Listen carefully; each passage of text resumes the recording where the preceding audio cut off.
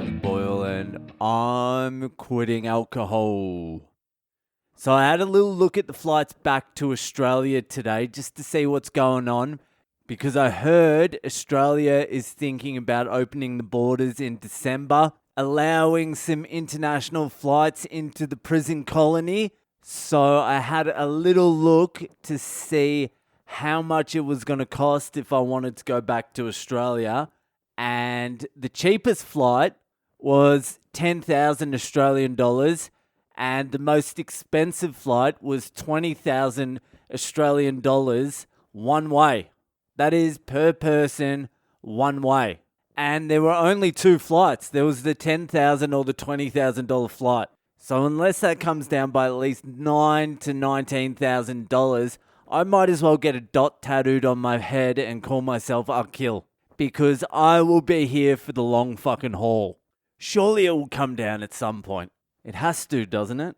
I don't even want to go back to Australia. I really don't. Not for a little while anyway, like 10 years or something. But here is the pickle we're in. It's a little bit of a conundrum. So being an Australian citizen with an Australian passport, I can go pretty much anywhere I want. That's part of my hard-earned white privilege. I can go anywhere in the world. Everywhere is open to having Australians in their country. I'm not too sure why either, because all we do is get hammered in other people's countries and vomit on the sidewalk. But I suppose that's just a little bit of harmless fun, isn't it? So I have an Australian passport. Our kids have an Australian passport, but my wife has an Indian passport. She could have got her Australian passport any time up until now. 6 years ago, she could have got her Australian passport. But she's a patriot, and she decided to keep the Indian passport. She's a hardcore fucking Indian patriot. Never wanted to take up Australian citizenship until now. Because now it's going to be very hard to get into any fucking country with an Indian passport. To live anyway. Even though she's qualified, she's got 2 master's degrees in engineering. She's got a bunch of years of experience now. The Indian passport's still a fucking hindrance. So it's a little bit of a dilemma. The only country really at this point in time that would even consider taking in someone with an Indian passport is Canada. US wouldn't take it. Europe is completely shut to Indians. Pakistan's shut to Indians. We can't even live in Pakistan if we wanted to. There's virtually nowhere we can go besides Canada. I think even Mexico, fucking Mexico, if you're an Indian, you need to have a job in Mexico. I don't know doing what. Rolling burritos or some shit. I don't know what the fuck Indians are meant to be doing in Mexico. I think there are a few Indians in Mexico though. Indians are everywhere. Literally everywhere. There hasn't been a country I've been to that doesn't have an Indian restaurant. A Taj Mahal curry hut. Every single country in the world has an Indian restaurant. So anyway, we had a brief look into the Canada visa, and the Canada visa takes between 8 and 12 months, which is fine, but my wife isn't that excited about going to a place where it gets to like minus 35 degrees in spring.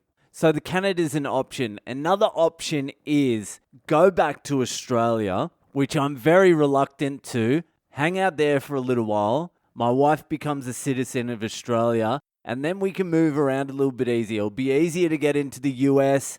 It'll be easier to even get into Canada. Can go to Europe. Everything will become much easier. The thing is, she still isn't that keen to give up her Indian passport. That's how much of a fucking patriot she is.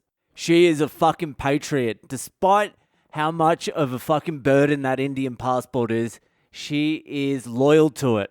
I would fling my Australian passport into the ocean to get a passport for Mozambique.